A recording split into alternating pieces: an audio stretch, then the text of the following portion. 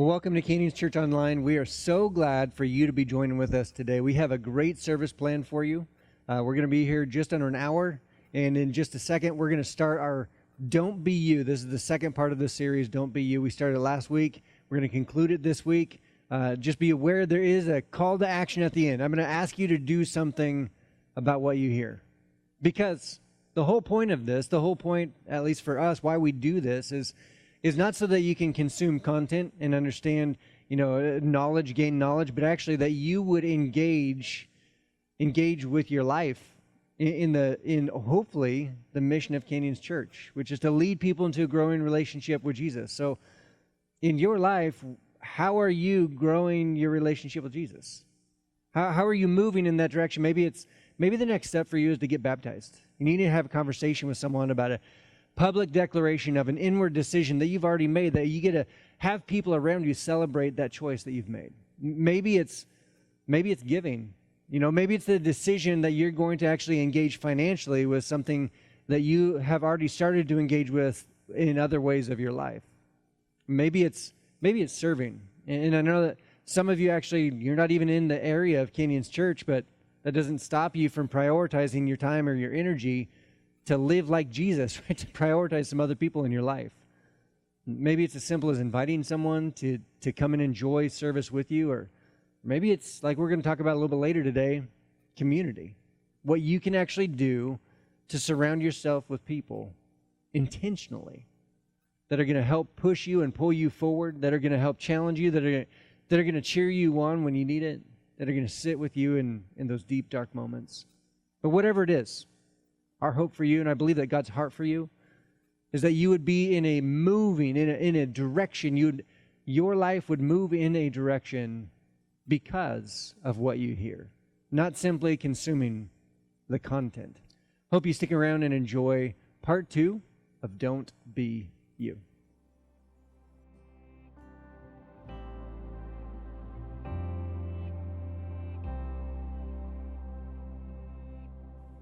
Now, if you've been around Canyons Church very much at all, if you've spent some time with me very much at all, you've probably heard me say that every transition is an opportunity for growth. That regardless of how negative the transition might seem or difficult it might seem, that there's always an opportunity for growth in every transition, because you can always grow you can always experience something that's difficult and actually turn it on its head and make it a growth moment for yourself or for your family, whatever that might be. Now, this last year, about the last 18 months or so, it's interesting what happens when, rather than just one person, you've probably talked to some people and you've heard like their story. You've asked them what maybe some difficult moments of their life, difficult seasons of their life. Typically, difficulty happens around transition. That's where we fall off, right? That's where we stumble. That's where we get sidetracked and off track altogether. But what happens when literally everybody, goes through a season of transition all at once, together? No one's not going through transition. That's what we've actually experienced in this last season of life. And for some people, this was the perfect excuse. This was the perfect off-ramp for something that they were already trying to off-ramp from. Like they were already trying to figure out, how do I have that conversation? How do I walk away from that? How do I move on from that? And they just didn't have the excuse or the reason or the words actually to do just that. And this was the perfect reason for it. Or maybe some of you, you didn't want to transition. You were hoping that road would just keep on going. You weren't looking for an off-ramp at all. But instead, you found yourself not at an off-ramp, but at a dead end. And you realize that you are at a massive transition in life and you didn't know what was going to be next. Or maybe some of you took the time and you actually evaluated. How's my life? Is it where I want it to be? Is it headed in the direction I want it to be? Is there something I can do to change and shift that, to move in that direction, take some steps in that ideal version of ourselves? And you've actually been productive in this moment. And maybe because of that evaluation, you intentionally made some decisions. And today you would actually say, this whole pandemic thing, one of the greatest things that ever happened in my life, because I'm in such a far better place. I made some choices that have impacted the trajectory of my life forever. And I wouldn't have had the time or the space or the margin to evaluate without it. Could be any number of those reasons, but transition, we know, like I said, can be incredibly difficult, and there's always an opportunity for growth in those moments of transition. There's a study done a little while ago, and it was from the Harvard Psychology Department. And they asked, they surveyed a bunch of people, and they asked them a couple questions. One, how much have you changed over the last decade? And then the second question, how much do you predict that you will change in the next decade? And it was pretty interesting, the results of these very simple questions. First of all, most people said that they changed a tremendous amount over the past decade. That their core friendships, their primary relationships, those actually changed. That their political beliefs and viewpoints actually shifted and adjusted over the last decade. They see things differently now than they did a decade ago. Some of them, even their core values. In their life, some of those core values got shifted, or even faith was affected. Some people would say that my faith is in a completely different place today because of this last decade. So, over the last decade, tremendous amount of change. The interesting part is that over the next decade, people predicted that there wasn't going to be a lot of change in their life, that they were going to remain the same that they were. Like, they had arrived at the final destination, the final iteration of who they were as a person, which is interesting to say the least, but that's the whole point of this series, because I think that it's a fallacy. It's incorrect to think that we're not going to change over the next year, the next 2 years, the next 5 years, the next decade of our life, that we're going to be the same, that this is the final version of ourselves, that we've actually arrived at the final concluding part of our life and who we are. I think that idea is backed and it's supported by the rallying cry of society, that we cheer each other on. You be you, right? You're good the way that you are. You don't need to change. You don't need to move. You don't need to transition. No. Stick with what you know. Stick with what you are right now. You be you. And we cheer each other on with this phrase. At the very least, this is problematic.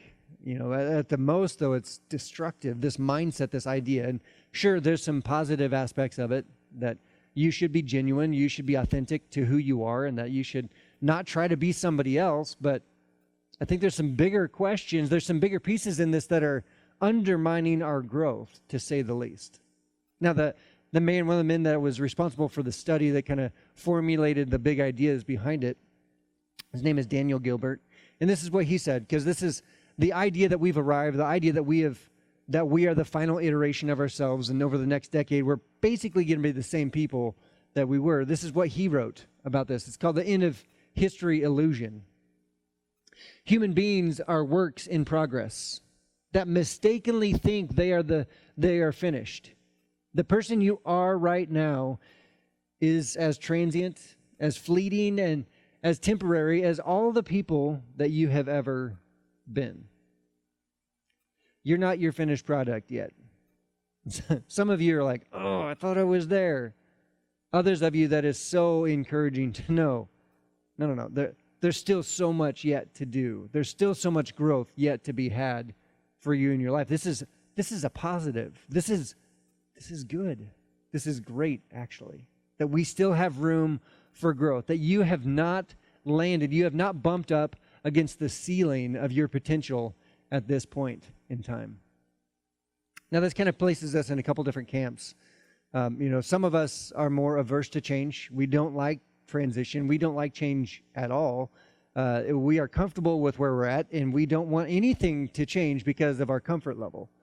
Now, others of us, we're more comfortable with it. It's like, yeah, change is great. In fact, if nothing changes for a while, I'll just change things just because I need to see something different. So I understand there's a variety of people here, but like I said last week, that actually resistance to change is resistance to growth. So it is good, the person that is in their rhythm of life and they're just so consistent, that's great, and you should be. But if you resist change, you're actually resisting growth. right? Because your Heavenly Father has plans for you. He wants something more for you. And if you're not willing to step out from the ruts that you're currently in, if you're not willing to actually evaluate, could this be improved? Could I actually benefit from some growth here? If you're not willing to do that, you're actually holding back God from growing you. Resistance to change is resistance to growth. Now, let's talk about this in maybe a different light, right? Because there's something in all of us that we actually, there's an experience that all of us have the opportunity to have that absolutely is integral to our growth. It allows us to change. It's the catalyst for us to change in life. One of the major reasons why we do change. And we all have access to it. We all have the opportunity for it. What might that be? It's community. People in your life are the greatest components to life change that you will ever have. These are the things, these are the ones that God uses in your life are the ones that actually catapult you forward. And if you've been around here for a while, you've probably heard me say, in fact, I've been saying this since I was doing student ministries, that your friends determine the quality and the direction of your life. The people that you intentionally place around you, and sometimes, unfortunately, we're not intentional with who we place around us. We just default into it. And those people shape and form who we are, who we become, the direction of our lives. People are one of the greatest influences that we will have. It's far more great than just a circumstance often. Well, let's put this in a little bit different light, because you can see people from a distance. You can observe, right? Observation is absolutely one of those pieces to this, because you can see somebody that's doing it well. You're like, man, they're doing it the right way. Like what they're doing is working for them. I want to try to implement that in my life. So we watch, we observe, and then we try to implement that. And other times we watch and we observe things that, like, that's not for me. That is not the direction I want to move in my life. That is not what I want to have happen. And so we actually course correct by watching somebody else. And if you're able to do this without actually walking through those seasons personally, but you're able to observe from a distance, you'll be so far ahead of the game. It's great. That's awesome. But there's another level to this as well. To illustrate this, let me ask you a question. How many of you this last week, sang out loud? Like maybe you're in the car, maybe you're in the shower, but you sang. Whether there's a song that was stuck in your head and you didn't even realize that you were singing, but all of a sudden you're like, the words are coming out, you're just singing. How many of you did that? I'd be willing to bet around 80%. Like probably the vast majority of people sang at some point out loud this last week. Okay, of those 80%, or whoever you are, however many there are that raise their hand, which I love the idea that someone actually raised their hand. But if you did do that, this last week, how many of you sang out loud in front of people? And I'm not going to count spouses, and I'm not going to count immediate family, because they're kind of a separate category. But like, how many times did you just sing out loud? Now, if you're here in church, that's an unfair advantage, right? Because we just would have just sang before I got up on stage. But if you're watching online, it's kind of the heart of the question. Because people affect us. People influence. The presence of people should and will and do change us. This is why, for those of you that pick your nose in your car, you don't do it at a stoplight. You wait until you're getting up to speed, right? Because you don't want people to see that you're doing that. Just a heads up, in our valley, there's probably not a whole lot of places, regardless of what speed you're traveling at, because we don't have that top-end speed here, that you're ever not going to be seen. So just heads up, be aware of that. But this proves the point, right? The presence of people, the presence of others changes us. Right? The presence of others changes us. Sometimes for the better and sometimes for the worse, but we are influenced, we are affected, we are impacted by those around us. That's interesting. If we're just left to ourselves, if we're just left to ourselves, we end up focusing so much more on our talk than our walk. Right? We hone and refine the language that we use so that when we are around somebody, that we can communicate clearly, that they would have a better version, a better picture, a better perception of us. Right? This is social media 101, that we pick and choose the best version of ourselves to put online for others to see. We're really good at it. This is actually the reason why some of you haven't crossed the line of faith, or maybe you decided to, you actually started to walk down that road, but then you stepped back from it. You walked away from faith. Because, and this is unfortunately just as true within the church as it is anywhere else, that people got really good about talking about their faith, but not necessarily walking it out. And you would hear some people say some things that sounded really good, but then their actions said something completely different. They're hypocritical. Or maybe they got so focused on the language that they were using, and they weren't actually implementing or practicing their faith at all. They were just using their knowledge to beat you up with it. Have you experienced this? Is this part of your story? It's horrifying to me that people actually walk through this, and I understand that if that's your story, I'm so sorry. I wish I could do something about it. Because this is what I believe, this is what I know, that unfortunately, there would be way more Christians if it wasn't for Christians. Right? There'd be way more people following Jesus if it wasn't for Jesus followers. Because the biggest hurdle typically is not Jesus himself, but it's us. Because we don't walk the way that we talk. We get in the way of somebody else's experience. Now, this is equally true within our relationship with Jesus. Like this is true of our journey of faith as well. That people affect us, positive, negative. Like I just said, there's a lot of experience that we have that have led us towards or away from God in our lives. When we look at Scripture and how this actually ties in and how it can be applied in our lives, there's a number of different places that I could go, and they're all highlighted in my Bible, but the one that we're going to look at today is actually found in the book of James. Now, James, the brother of Jesus, interestingly enough, he didn't believe that his brother was the Son of God until after the resurrection, which I get that. I mean, let's be honest. What would it take for your brother to convince you that he was the Son of God, right? The Messiah. There'd be a lot of convincing that he would have to do.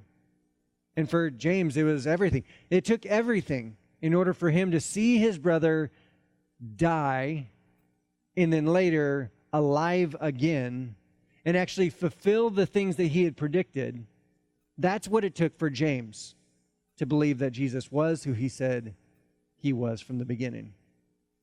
Interesting, James doesn't just become a follower of Jesus. He becomes one of the leaders of the Jesus movement. He becomes the leader of the church in Jerusalem. It's a big deal. Right? And then he believes so much that his brother is the Son of God. He believes so much that Jesus is who he says he was, who he said he is, that he was executed because of his faith. Now again, brother or not aside, if you had some doubts, you wouldn't walk through death. If you weren't completely convinced of who or what it was that you were following along, eventually when it came down to when the rubber meets the road, are you going to get beat up for that? Are you going to go to jail and in prison for that? Are you willing to die for something that you're not completely convinced and believe wholeheartedly of? James was eventually executed because of his faith in his own brother.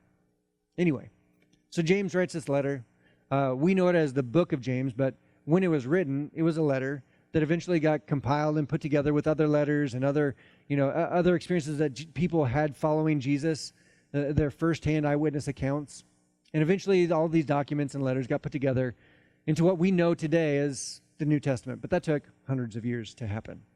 So James writes this letter that we're going to take a look at that actually addresses what we're talking about this morning. So chapter 2 of James.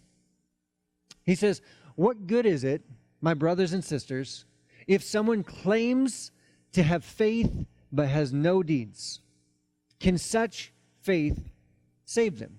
And we're going to see that James repeats this quite a bit in this passage of Scripture. What good is it? I think this is a good habit for all of us to get into.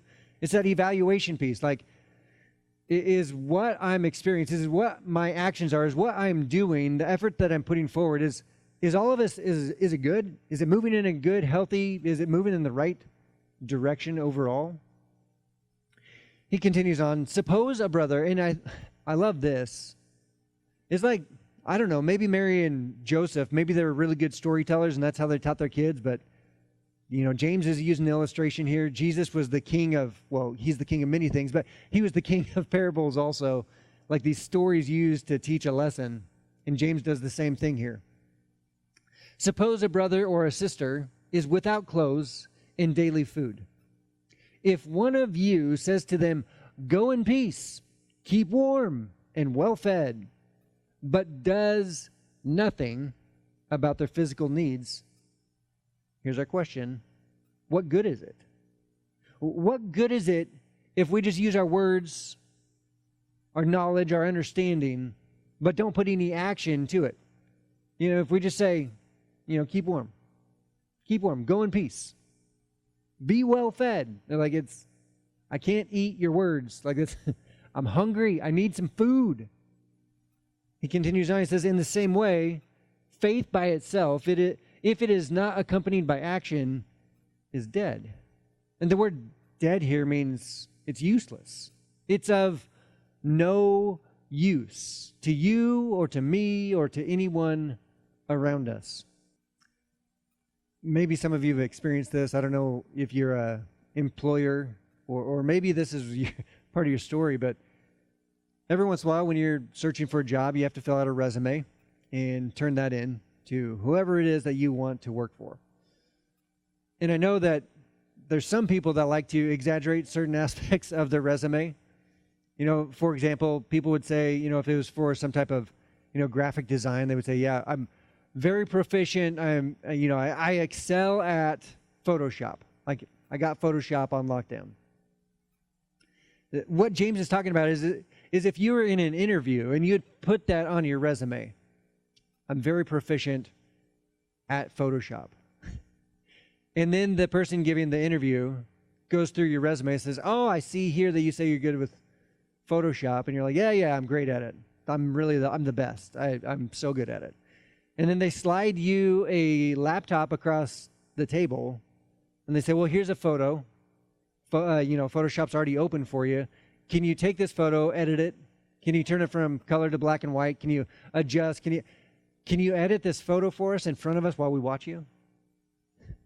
That's a different thing. Because you're either really good at making yourself sound good at something, or you're actually really good at it. And if you're just good at the words without the actions, then it's of no use. Then it's not useful to you or me or anyone around us, right?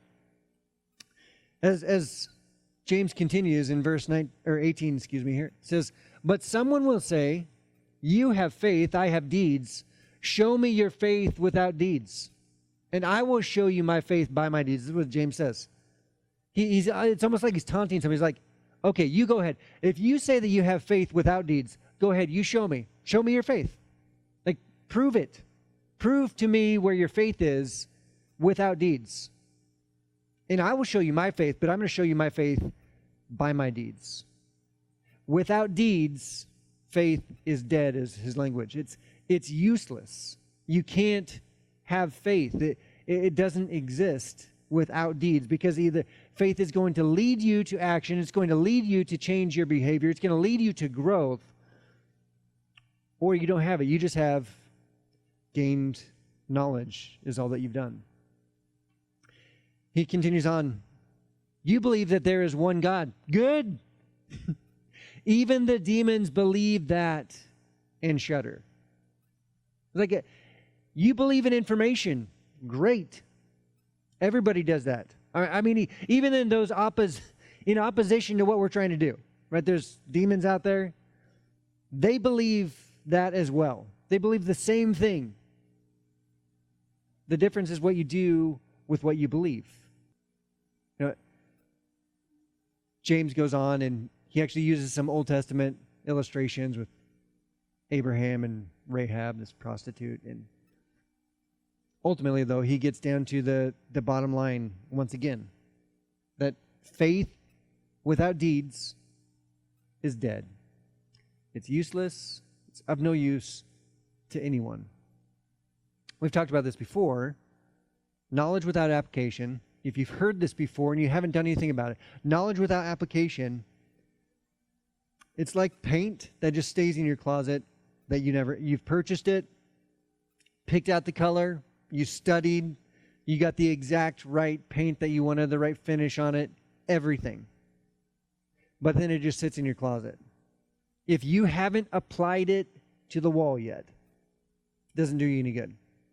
Maybe a different illustration here. If you've read a cookbook, like you've read it multiple times, you've actually understood and you've got a really good comprehension level of the techniques used, that you're actually really familiar with some of the recipes. You could do them by heart. You've never even done them, but you could do them. If you have all that knowledge and yet you haven't adjusted how you cook, it doesn't do any good for you. It doesn't do any good for your family. Nobody is experiencing anything different just because of your knowledge. Faith is the exact same way. Faith is the same way. If you're not doing anything about what you know, it does you no good. It does you no good. Maybe if you go to church, whether you watch online or you go to church at Canyons in person or whatever, you go somewhere.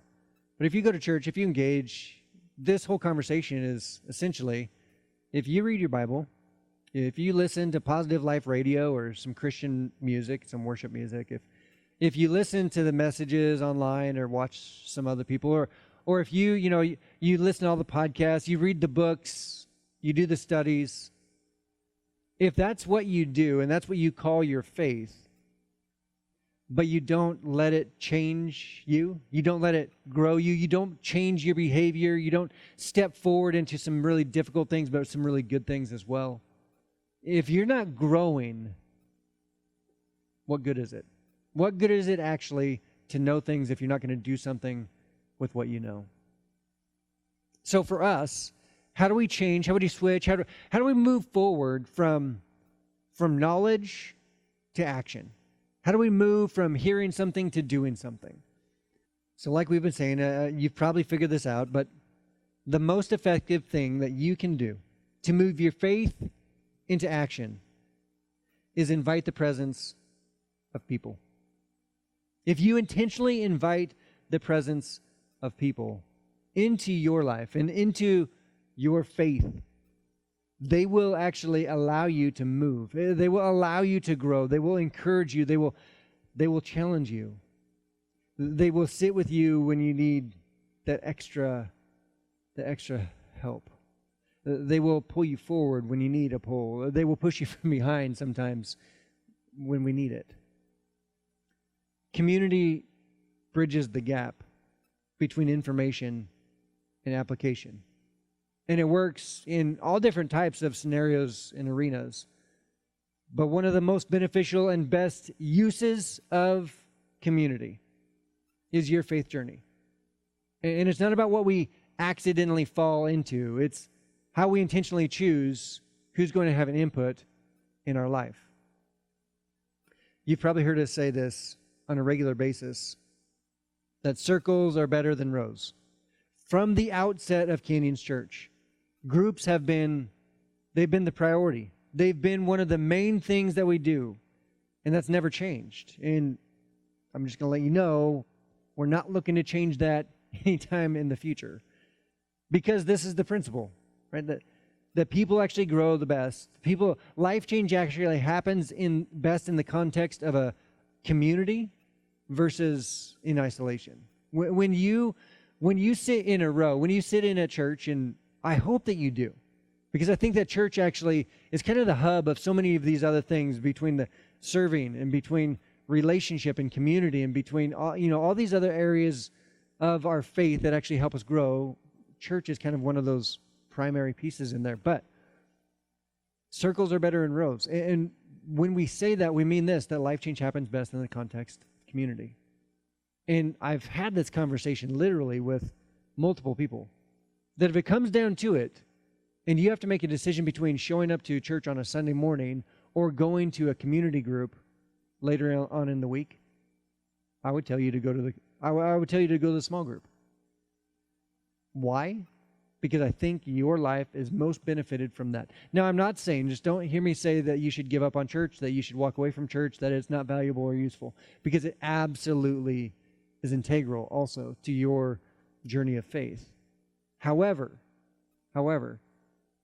that small group relationship is so critical and important. It's one of the main catalysts that God uses to grow your faith.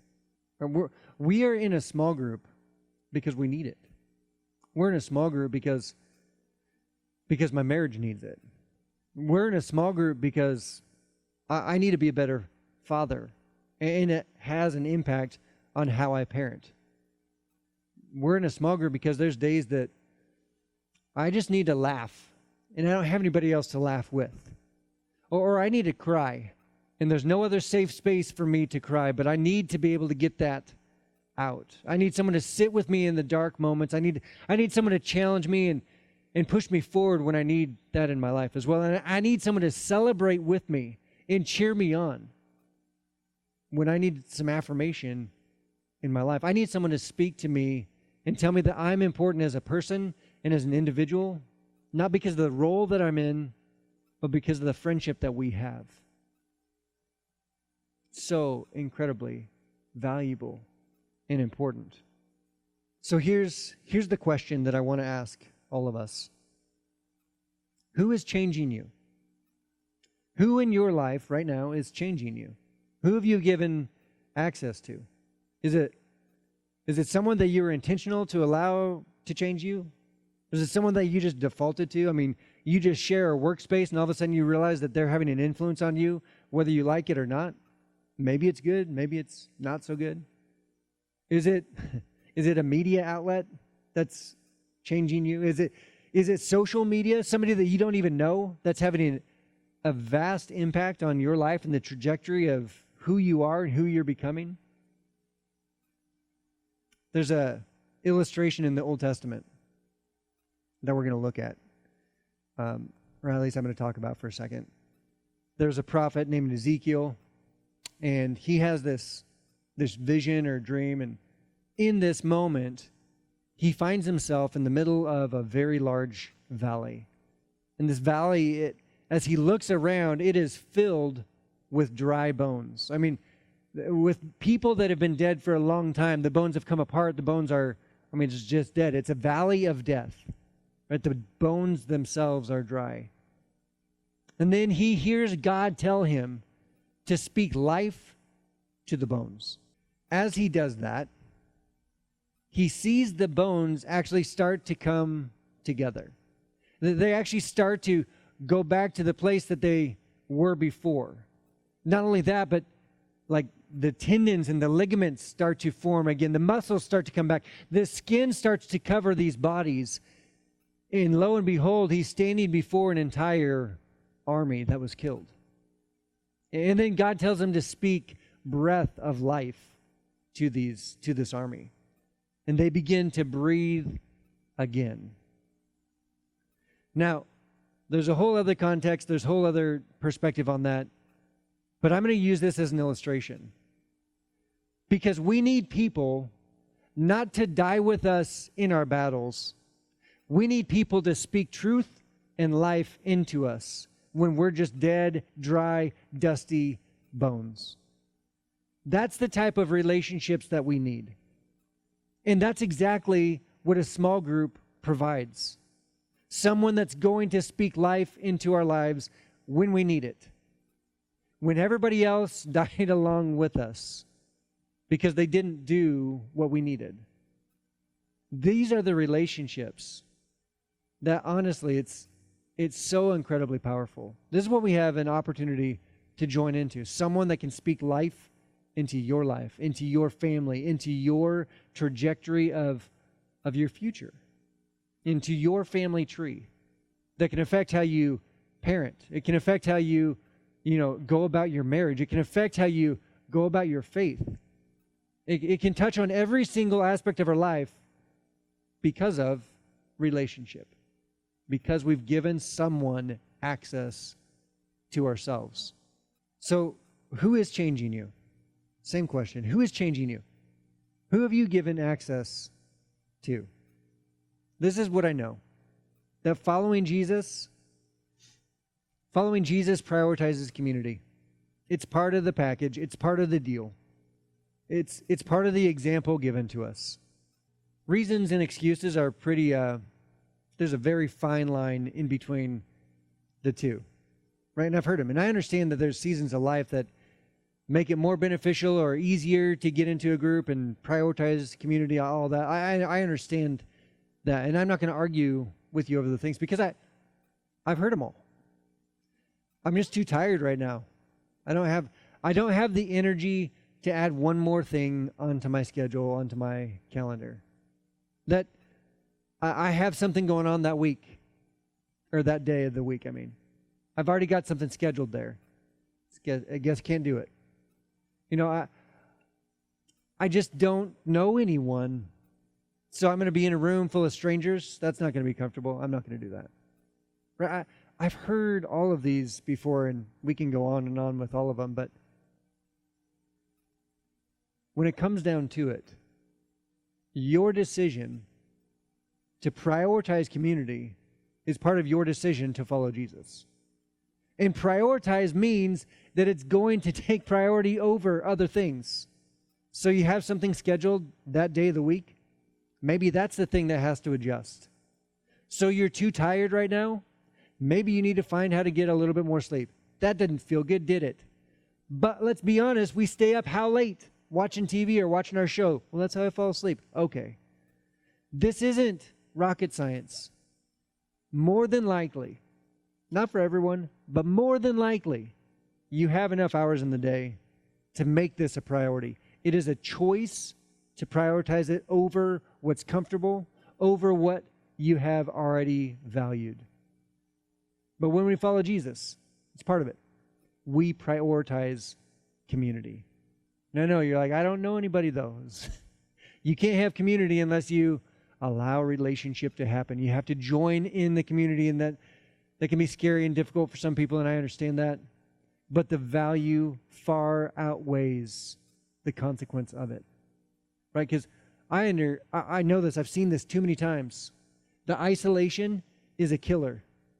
Isolation is a killer for our marriages, for our faith, for our overall health. Isolation kills.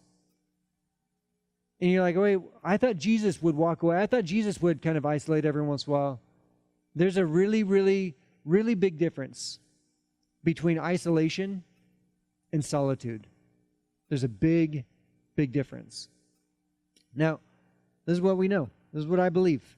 Isolation turns selfless into selfish. It turns generosity into greed. And it turns compassion into corruption.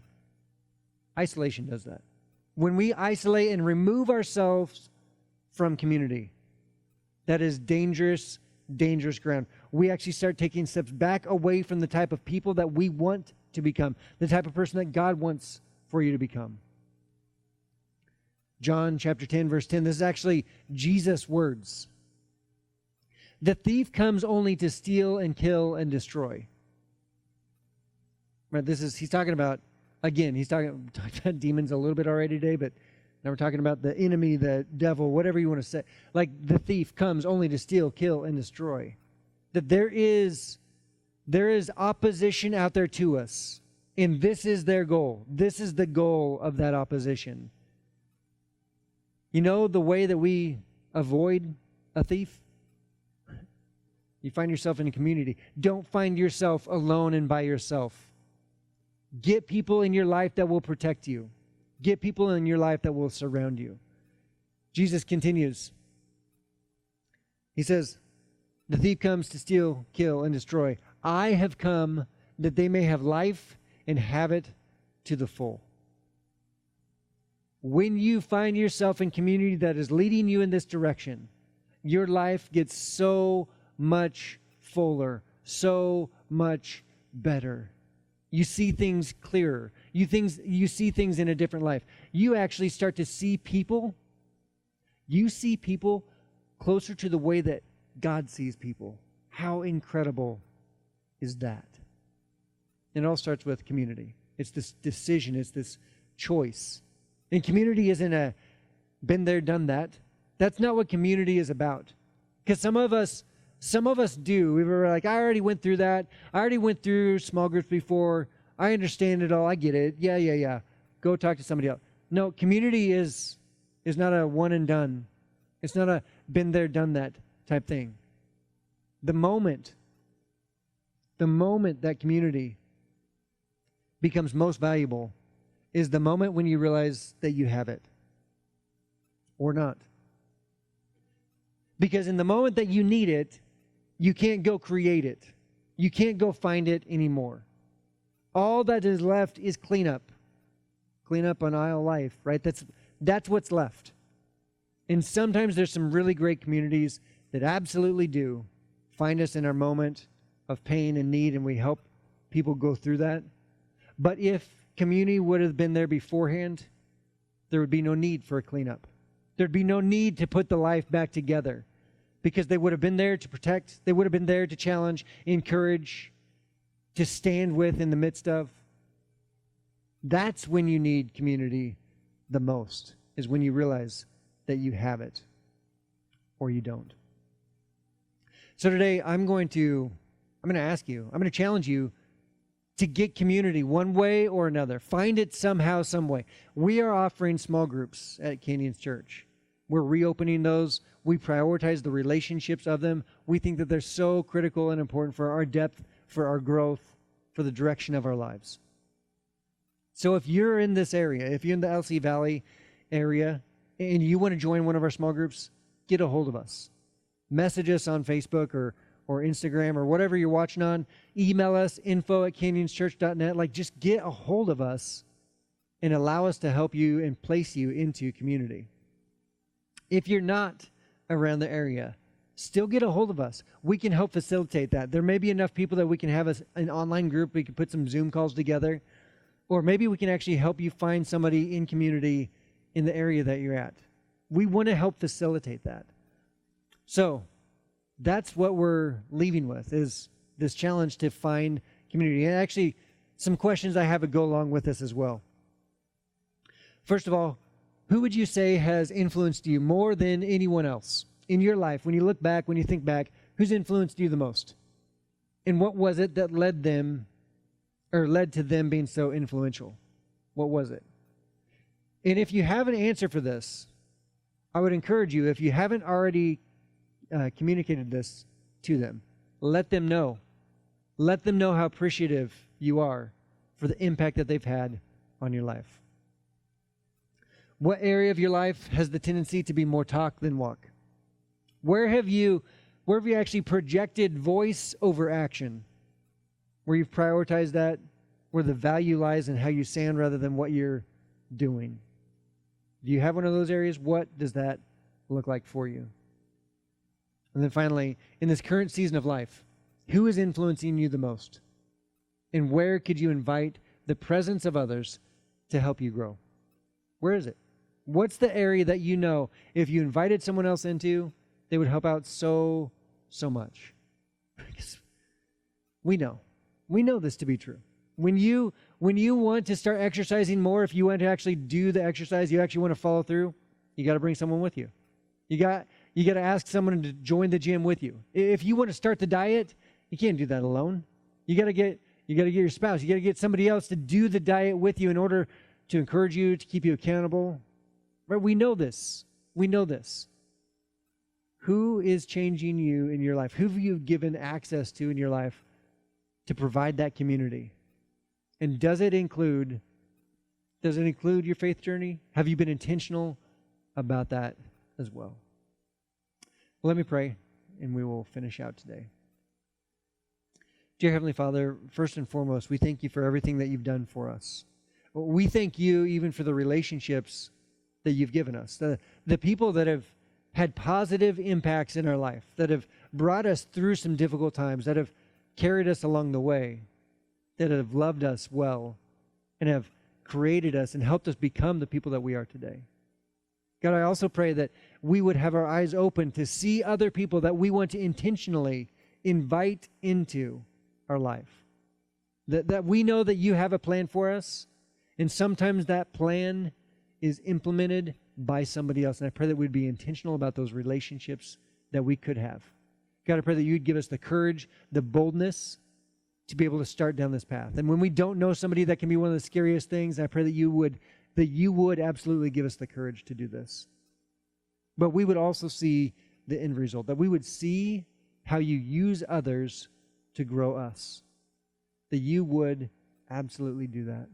And I thank you for that gift of life change and growth that is given to us through relationship. God, we thank you for all these things and for what you are doing and what you're going to do because of the choices that we're making right now. We love you and thank you for everything. Amen. There's a grace when my heart is under fire. Another way when the walls are closing in. And when I look at the space between where I used to be and this reckoning, I know I will never be alone. There was another in the fire, standing next to me. There was another in the waters, holding back the seas. And should I ever need reminding of how I've been set free, there is a cross that bears the burden, where another died for me. There was another in the fire.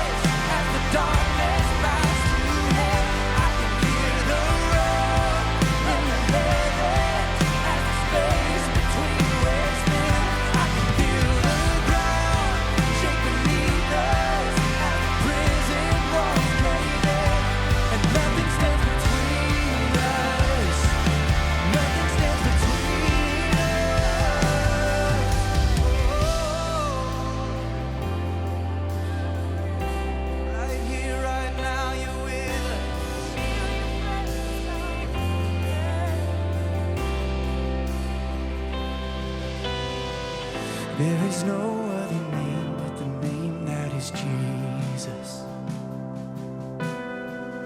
He who was and still is and will be through it all.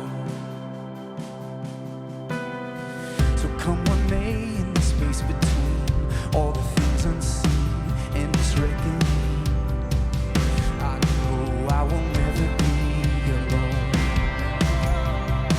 Oh yeah, I know I will never be alone. There'll be another in the fire, holding us to me. There'll be another in the water, holding back the seas. And should I ever need reminding how good you've been to me, I count the joy from every battle, because I know that's where you'll be. And I can see the light in the darkness as the darkness bows to Him. I can hear the roar in the heavens as the space between whispers. I can feel the ground shake beneath us as the prison walls fade. Nothing stands between us. Nothing stands between us. There's another in the fire, standing next to me. There'll be another in the water, holding back the seas. Should I ever need reminding how good you've been to me, I'll count the joy from every battle, 'cause I know that's where you'll be. I'll count the joy from every battle, 'cause I know that's where you'll be. I'll count the joy from every battle, 'cause I know that's where you'll be. Well, thanks for joining with us today. I hope this was helpful. I hope it was challenging, because it should be. And I hope you have the boldness and the courage to do something about it. We'll see you next time.